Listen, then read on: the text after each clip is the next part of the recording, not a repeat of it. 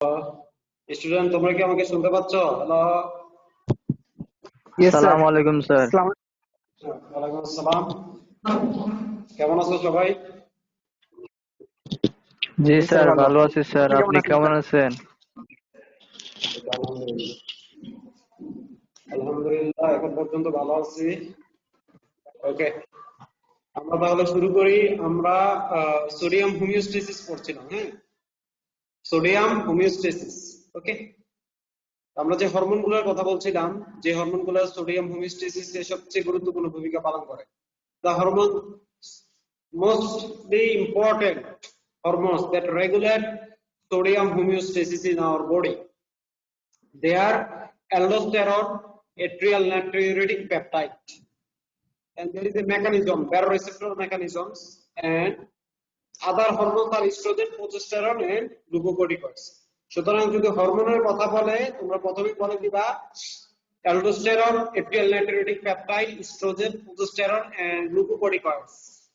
And a important mechanism, that is renin-angiotensin aldosterone system. এই যে baroreceptor mechanism, তোমরা ফিজিওলজিতে এটা পড়ছো। ফিজিওলজিতে সবাই পড়ছো না baroreceptor mechanism? পড়ছিলা যে ব্লাড প্রেসার কন্ট্রোলার জি জি স্যার। কার্ডিওভাস্কুলার সিস্টেমে, এটা তোমরা পড়ছিলা কার্ডিওভাস্কুলার সিস্টেমে। So this is the correlation. তোমরা এখন এটার সাথে কোরিলেশন করতে পারবা। মানে এই পড়াটাই এখানে জাস্ট তোমরা এটা বায়োকেমিস্ট্রিতে কিভাবে, ক্লিনিক্যাল বায়োকেমিস্ট্রিতে কিভাবে, সেভাবে তোমরা এটা জেনে নিবে যে রেনিন, এনজিওটেনসিন, অ্যালডোস্টেরন সিস্টেম একদম একদম same. Okay, yes. Suppose you intake a lots of amount of sodium chloride. মনে করো তুমি পানিতে ডুবে গেছো, কক্সবাজারে গোসল করতে গিয়া সাগরের পানিতে ডুবে গিয়া হাবুডুবু খাইছো, খুব উত্তেজিত হইয়া পানিতে নেমে গেছিলা, পানি দেখে আর সহ্য করতে পারো না, কিন্তু তুমি সাঁতার পারো না। কেন? ডিউ টু ফার্মের মুরগা, তোমরা সাঁতার শিখো নাই, নেমে গেছো সাগরের পানিতে, এক গাদা সাগরের পানি খাইছো। সাগরের পানিটা কি স্যালাইন না? সোডিয়াম ক্লোরাইড আছে না, লবণাক্ত তো নাকি? Salinity the salinity is very high in the water, sea water, and you intake a lot of amounts of sea water. So that means increase sodium chloride intake. তার মানে কি খুব বেশি পরিমাণে সোডিয়াম ক্লোরাইড কিন্তু তুমি খেয়ে ফেলেছো। সেটা কি করবে? আমি কি বলছিলাম, who is the friend of sodium chloride? Who? Water, sir. Water. Water. Yes. So hypervolemia হবে না? হাইপারভলিউমিয়া, তোমার বডিতে ফ্লুইড বেড়ে যাবে না? কেন? তুমি কি যে সি ওয়াটারটা খাইছো, সেটা যখন তোমার ইন্টারস্টিশিয়াল স্পেসে যাবে, তুমি খাওয়ার পর তো এটা অ্যাবজর্ব হবে। when you drink or by accident you ingested a large amounts of sodium chloride rich fluid or sea water, it will ultimately absorb through your enterocyte. তোমার ইন্টেস্টাইন দিয়ে এটা অ্যাবজর্ব হবে না, অ্যাবজর্ব হয়ে ব্লাডে যাবে, সেখান থেকে ইন্টারস্টিশিয়াল স্পেসে যাবে। It will go to the interstitial space or extracellular fluid. Ultimately, it will cause increased extracellular fluid volume due to sodium chloride must be increase the reabsorption of water. Sodium chloride একা একা কখনো reabsorb হবে না ইন্টেস্টাইনে, কাকে নিবে সাথে? ওয়াটারকে। So there must be hypervolemia. Okay, এখন ইট উইল, এই যে তোমার এই ভলিউমিয়াটা বেড়ে গেল, সোডিয়াম ক্লোরাইডটা যে তোমার বডিতে খুব পরিমাণে বেড়ে গেল, তখন বডির ডিফেন্সিভ মেকানিজম কাজ করবে। Now the defensive mechanism of the body is work. এখন কি করতে হবে? বডি তখন তোমার ইসিএফ ভলিউমটাকে কমাতে চাবে, বেশি বেশি সোডিয়াম ক্লোরাইড তুমি খাইয়ে ফেলছো, সেটাকে কমাতে চাবে। সেটা কিভাবে করবে সেটাই আমরা দেখি। Stimulation of the barrow receptor, যেগুলো কিনা আমাদের ক্যারোটিড এবং ইয়েতে থাকে, তোমার ব্যারো রিসেপ্টর থাকে, ঠিক আছে, এয়ারটিক নোডুলে থাকে। এই ব্যারো রিসেপ্টর যখন স্টিমুলেশন হবে, দুইটা কাজ হবে একসাথে। একদিক দিয়ে এটা কি করবে দেখো, রেনিন, এনজিওটেনসিন, অ্যালডোস্টেরন সিস্টেম যেটা, সেটাকে কি করবে? ইনহিবিশন করবে। So there is decrease renin synthesis. কোথা থেকে? The juxtaglomerular apparatus of kidney tubules. Okay, তো ডিক্রিজ রেনিন, রেনিনটা তখন কি করবে? রেনিনটাকে এটা ওয়ান টাইপ অফ হরমোন, ঠিক আছে। ইট will causes decrease synthesis of angiotensin 2 এবং এনজিওটেনসিন 2 কি this is a potent vasoconstrictor মানে ব্লাড ভেসেল কে কনস্ট্রিক্ট করে। So decrease aldosterone. এই এনজিওটেনসিন 2 একটা বড় কাজ কি জানো? এটা হচ্ছে অ্যাড্রেনাল মেডুলাকে স্টিমুলেশন করে, কি রিলিজ করার জন্য? অ্যালডোস্টেরন রিলিজ করার জন্য। এছাড়াও এনজিওটেনসিন 2 এর আরেকটা বড় কাজ কি? সেটা this is a potent vasoconstrictor. আরেকটা বড় কাজ হচ্ছে angiotensin 2 maintain the auto regulation of glomerular filtration rate.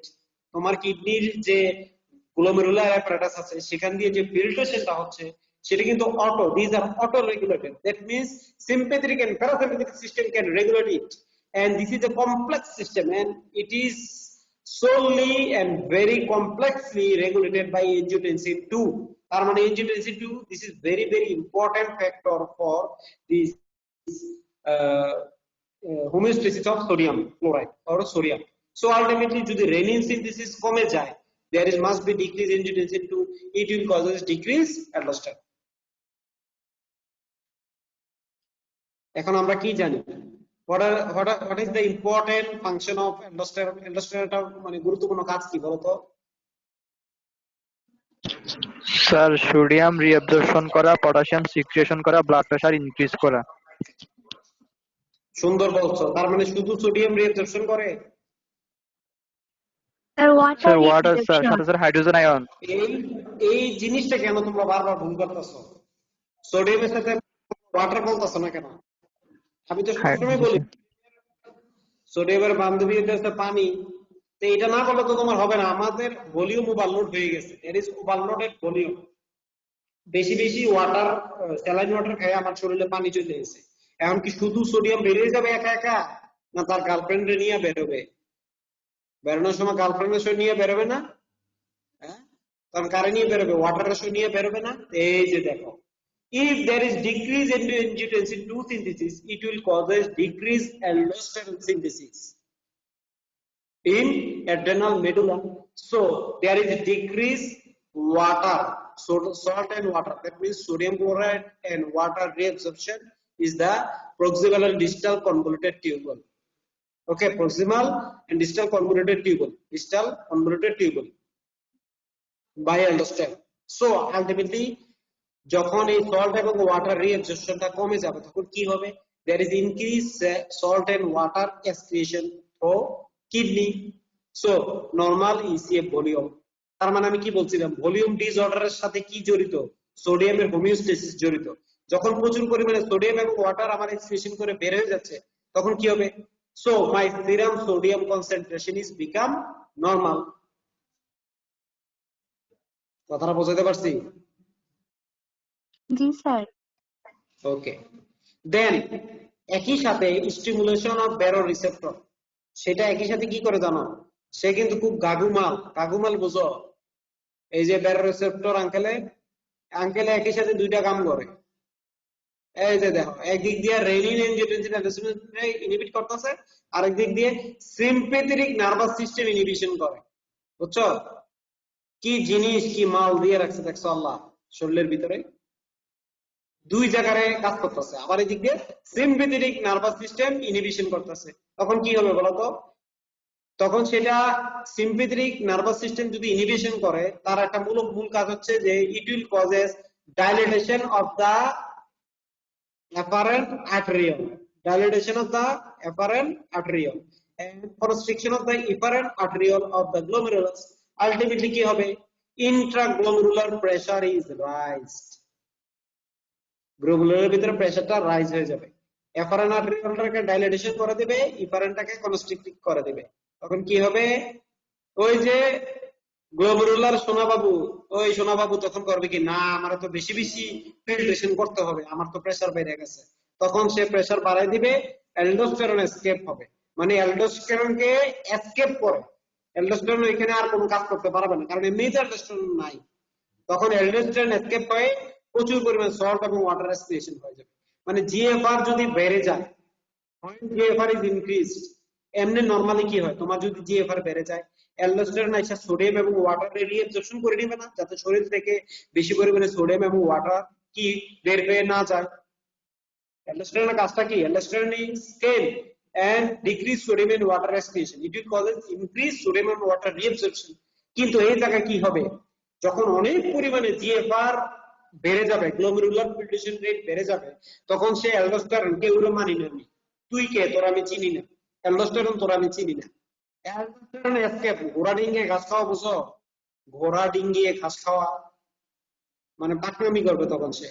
So GFR will be increased, it will aldosterone escape is occurs and salt and water respiration is occurs. So normally safe volume. এই মেকানিজমটা সবাই বুঝছো?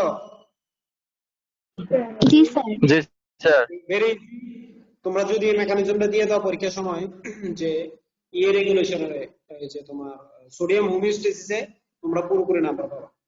এটা হচ্ছে increase sodium chloride intact. এটা হচ্ছে তোমাদের জন্য একটু জটিল, ঠিক আছে? আমি যেটা তোমাদের বললাম, ঠিক আছে?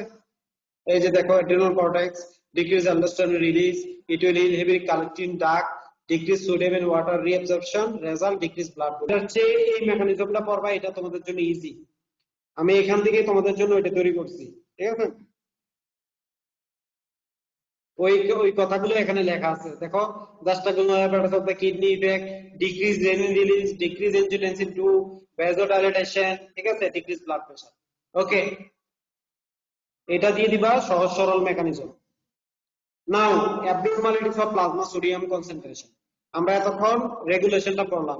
এখন প্লাজমা সোডিয়াম এর কি কি সমস্যা বডিতে থাকতে পারে? Okay, what are the abnormalities of the plasma sodium concentration? Okay, changes in total body sodium are not necessarily associated with similar changes in plasma sodium.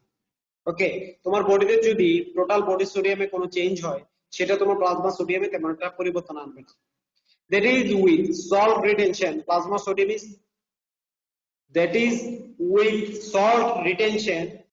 sodium is not necessarily increased. In fact, plasma sodium is frequently decreased in sodium retentive states. Similarly, salt depletion is not necessarily associated with decreased plasma sodium. Salt depletion is not necessarily associated with decreased plasma sodium. Plasma sodium reflects the relative balance of extracellular sodium and water. এতগুলো কথা বলার কারণ কি?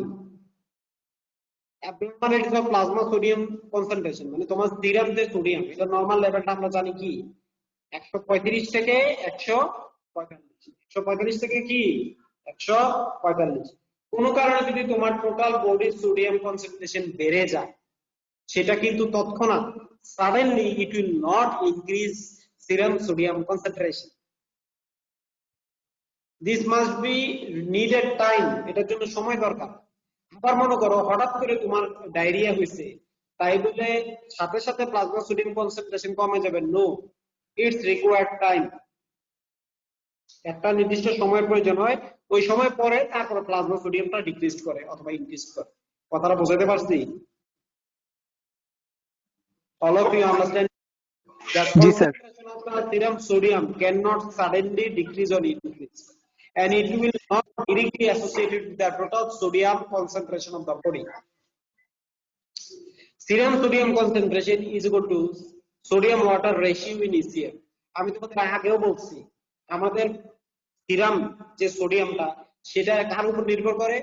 এটা নির্ভর করে sodium and water ratio in extracellular fluid, মানে আমাদের সেরামে বা আমাদের প্লাজমাতে বা ইন্টারস্টিশিয়াল ফ্লুইডে ওয়াটার এবং সোডিয়ামের রেশিও বা অনুপাতের উপর নির্ভর করে।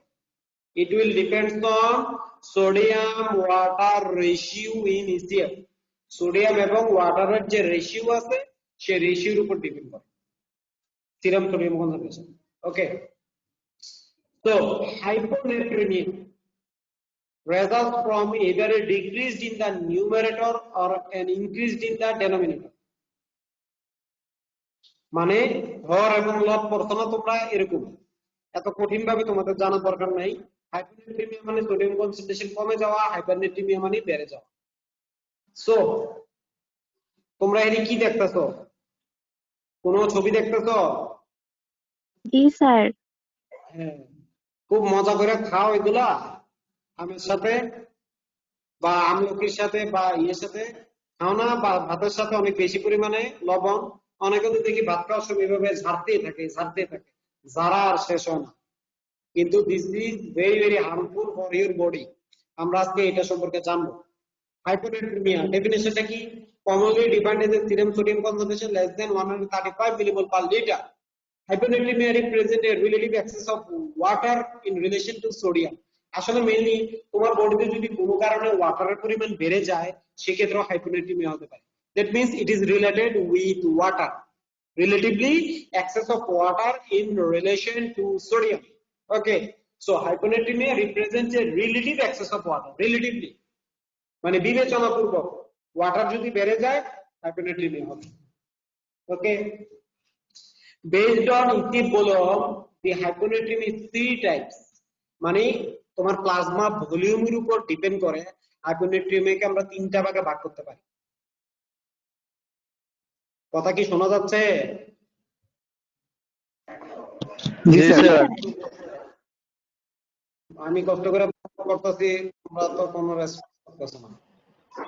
ওকে, সো হাইপোনেট্রিমিয়াকে আমরা 3টা ভাগে ভাগ করতে পারি। there are 3 types. Hypervolumic hyponatremia, that means volume is raised. Hypovolemic hyponatremia, that means volume and sodium concentration both is decreased. Euvolemic, volume is normal but sodium concentration is decreased. এই 3টা ভাগ আমরা ভাগ করছি। Okay, so at first hypervolumic hyponatremia, that means volume is very high but there is also sodium concentration is very low. এই দেখো এখানে কি হয়, plasma osmolarity is become very low, less than 280 milliosmol per liter. Hyponatremia results because the total body water exceeds and increase in total body sodium. বুঝছো এখানে আসলে কি হচ্ছে, hypervolemic hyponatremia, that means total body water হচ্ছে কি হচ্ছে বেড়ে যাচ্ছে, যেটা কিনা total body sodium that exceed the increase total body sodium. Water বাড়তেছে কিন্তু কি হচ্ছে না, তোমার বডিতে সোডিয়াম তো বাড়তেছে না। সোডিয়াম মনে করো 10-এ আছে, কিন্তু সেই জায়গায় 10-এর জায়গায় ওয়াটার 100 ছিল, 100-এর জায়গায় 200 হয়ে গেছে। তাহলে কি হবে, ডাইলিউট হয়ে যাবে না? সোডিয়ামের পরিমাণ পানি অনুযায়ী মানে পানির সাথে বিবেচনা করলে কমে যাচ্ছে না? অনেক কমে যাচ্ছে। কিন্তু কারণগুলো কি? What are the causes that will causes hypervolemic hyponatremia? কে কে আছে যারা কিনা এই হাইপারভলিউমিক হাইপোনেট্রিমিয়া করে? At first renal failure or chronic renal failure, CRF chronic kidney disease, ঠিক আছে, আমরা যেটা বলি CKD chronic kidney disease। chronic kidney disease হলে কি হবে, কিডনির সমস্যা হলে যেমন মনে করো ইন্টারস্টিশিয়াল নেফ্রাইটিস, টিউবুলো ইন্টারস্টিশিয়াল ডিজিজ, এসব ক্ষেত্রে কি হয়, মনে করো টিউবুলার ফাংশনটা লস হয় না? কিডনির টিউবুলার ফাংশন লস হয় নাকি বলো? সো টিউবুলার ফাংশন যদি লস হয়, আবার মনে করো যে এনজিওটেনসিন 2 সিনথেসিস হচ্ছে না, মানে রেনিন সিনথেসিস হচ্ছে না ফ্রম জাস্টা গ্লোমেরুলার অ্যাপারাটাস, একটু আগে যেটা পড়ালাম, কারণ কিডনির তো প্রবলেম, তখন কি হবে, তখন টিউবুল যখন কাজ করতে পারে না, গ্লোমেরুলার ফিল্ট্রেশন তো হচ্ছে, অল্প হলেও তো হচ্ছে, তখন কি হবে, সোডিয়াম আর রিঅ্যাবজর্ব হইতে পারবে না। কারণ কি, অ্যালডোস্টেরন তৈরি হইতেছে না, টিউবগুলো ঠিকভাবে কাজ করতেছে না, তখন সোডিয়ামটা কি হবে, there is increase loss of sodium from kidney. তো আর যেহেতু কিডনি ফাংশন কমে যাচ্ছে, মানে জিএফআর রেট কমে যাচ্ছে ক্রনিক কিডনি ডিজিজে, তখন কি হবে, ওয়াটারটা বডি থেকে বের হতে পারবে না, তখন ওয়াটারের পরিমাণ বডিতে বেড়ে যাবে। ঠিক আছে, so hypervolemic hyponatremia is occur. মেকানিজমটা সবাই বুঝছো? জি স্যার। একই রকম ভাবে nephrotic syndrome, kwashiorkor, cirrhosis, congestive cardiac failure, এই কজগুলো দেখো, এই যে সিআরএফ সিসিএফ মানে congestive cardiac failure, cirrhosis liver cirrhosis, nephrotic syndrome, kwashiorkor, এই কোয়াশিওরকর হচ্ছে প্রোটিন এনার্জি ম্যালনিউট্রিশন, এগুলোর ক্ষেত্রে কি হয়, বডিতে ওয়াটারের পরিমাণ বেড়ে যায় না? তো বডিতে যদি ওয়াটারের পরিমাণ বেড়ে যায় তখন কি হবে, সেই তুলনায় সোডিয়াম তো আর বাড়তেছে না, তাহলে কি হবে, hypervolemic hyponatremia must be present. So in these cases edema is present, এই ধরনের রোগীদের কি থাকবে, এডিমা থাকবে। এডিমা মানে কি, শরীর ভর্তি পানি থাকবে, দেখবা মোটা মোটা পানি আইতাছে, পেটের ভিতর পানি থাকবে, বুঝছো? ওকে, জি স্যার। হাইপোভলিউমিক হাইপোনেট্রিমিয়া, দেন হাইপোভলিউমিক হাইপোনেট্রিমিয়া। এটাতে কি হয়, হাইপো, দুইটাই কি হাইপো, হাইপোভলিউমিক হাইপোনেট্রিমিয়া, ওয়াটারও হাইপো, সোডিয়ামও হাইপো। আমি বারবার তোমাদের একটা কথা বলছি, পরীক্ষার সময় ভুলটা করবা না তোমরা। সোডিয়ামের সাথে বাবারা সবসময় তোমরা একটা জিনিস মনে রাখবা, সেটা কি, ওয়াটার ওয়াটার ওয়াটার ওয়াটার। এই দুইটা জিনিস যদি তুমি মনে রাখতে পারো, তোমার ভুল হবে না, তুমি দেখো তোমার মাথায় সবকিছু কাজ করতেছে। এই যে দেখো, হাইপোভলিউমিক হাইপোনেট্রিমিয়া, ভলিউমও কম, যার ফলে সোডিয়ামও কম, এটা একটা ক্লাসিফিকেশন হাইপোনেট্রিমিয়া। সেটা কি, total body sodium is increased, total body sodium is increased. এটা কেন হয়, due to more loss of water than sodium, এবং সেখানে plasma osmolarity is become less than 280 milliosmol per litre. In this case, not edema, air dehydration is present. এবং এটা বোঝানোর জন্য আমি তোমাদের একটা ছবিও দিচ্ছি। এই ছবিটাতে কি দেখতেছো? Are you see there is a picture here? G sir, পানি পান করতেছে। পানি যতই সে পান করুক লাভ নাই। Yes, sir. কি হইতেছে, তার বিদেশে সাইকেল চালাতেছে যে প্রচন্ড রোদের ভিতরে, হ্যাঁ, in this sunny day, these cyclists are suffering huge sweating, প্রচুর পরিমাণে ঘাম তার শরীর থেকে বেরোতেছে না?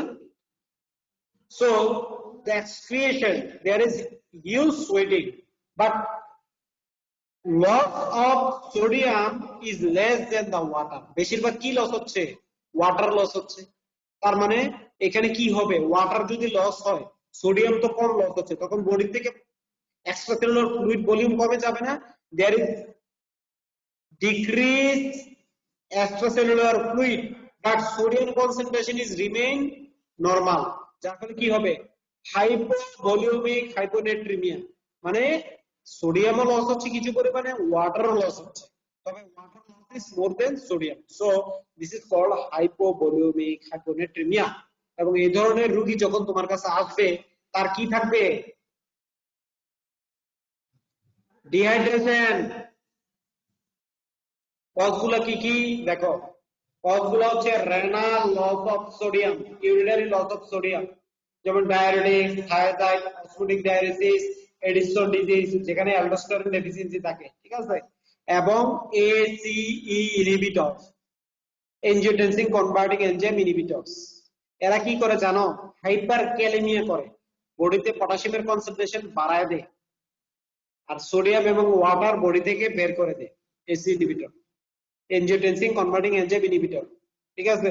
অ্যালডোস্টেরন ডেফিসিয়েন্সি, মনে করো এডিসন ডিজিজের কারণে, হ্যাঁ, এডিসন ডিজিজের কারণে অ্যালডোস্টেরন ডেফিসিয়েন্সি হয়েছে, মনে করো টিউবারকুলোসিস হয়েছে, adrenal medulla, there is tuberculosis of adrenal medulla, it will causes decreased synthesis of aldosterone, ultimately it will causes decreased sodium and water retention or reabsorption by renal tubule,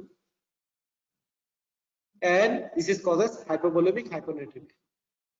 তারপর হচ্ছে extra renal sodium loss, ওই যে ছবিটা দেখালাম, vomiting, diarrhoea, fistula, paralytic ileus, intestinal obstruction, burn, profuse sweating, okay, এগুলোর কারণে হতে পারে, যেটাকে আমরা বলি কি এক্সট্রা রেনাল সোডিয়াম লস। এদের ক্ষেত্রে কি হতে পারে, হাইপোভলিউমিক হাইপোনেট্রিমিয়া, ইউভলিউমিক হাইপোনেট্রিমিয়া, এটা হচ্ছে 3 নাম্বারটা। সেটা কি, টোটাল বডি সোডিয়ামও ডিক্রিজ হয়, টোটাল বডি ওয়াটারও ডিক্রিজ হয়। তো এই যে দেখো, excessive electrolyte free hypotonic fluid infusion, 5% dextrose. কাউরে যদি তুমি কি করো, যে ইলেকট্রোলাইট নাই, মানে ইলেকট্রোলাইট বিহীন স্যালাইন দাও, যেমন 5% ডেক্সট্রোজ, এটাতে কি আছে, শুধুমাত্র গ্লুকোজ আছে, ঠিক আছে। তুমি যদি এই ধরনের ফ্লুইড দাও রোগীদেরকে, তখন কি হবে, ইউভলিউমিক হাইপোনেট্রিমিয়া হবে, ঠিক আছে। সেক্ষেত্রে প্লাজমা অসমোলারিটি থাকবে কি লেস দেন 280, এবং ইসিএফ ভলিউম ইজ নরমাল, কারণ আমি যে ভলিউম দিচ্ছি এই কারণে। ইউ ভলিউমিক মানে সত্য, ইউ মানে কি সত্য বা ঠিক আছে। ওকে, দিস ইজ ইউ ভলিউমিক হাইপোনেট্রিমিয়া। তারপর সিউডো হাইপোনেট্রিমিয়া, এটা কেন হতে পারে? এটা হতে পারে artificial decrease of sodium that is dependent on the method used for measurement, এটা ল্যাবরেটরি ভুলের কারণে হতে পারে, ঠিক আছে। রিডিস্ট্রিবিউটিভ হাইপোনেট্রিমিয়া তোমাদের দরকার নাই। আচ্ছা, এবার আমরা যেটা বলবো সেটা হচ্ছে syndrome of inappropriate antidiuretic hormone, ADH. হ্যাঁ, আমাদের পিটুইটারি গ্ল্যান্ড থেকে রিলিজ হয়। Inappropriate release of ADH causes SIADS, খুব ডেঞ্জারাস একটা ডিজিজ, এবং this is very important for your written. তোমাদের যেটা রিটেনে আসে তোমরা তো জানো, এটা জানো না সবাই? জি sir. G sir.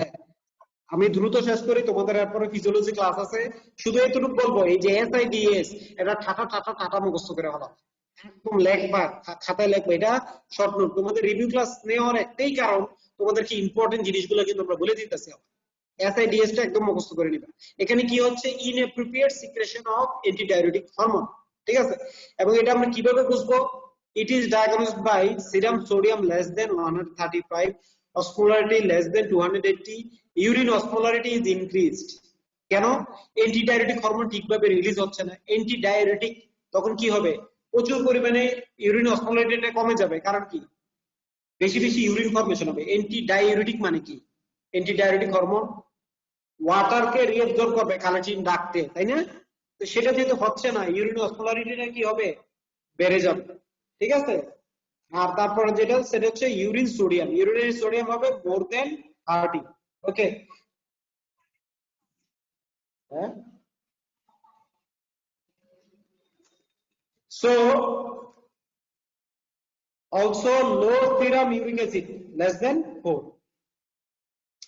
So causes of SIADH, syndrome of inappropriate antidiuretic hormone, cause গুলো কি কি?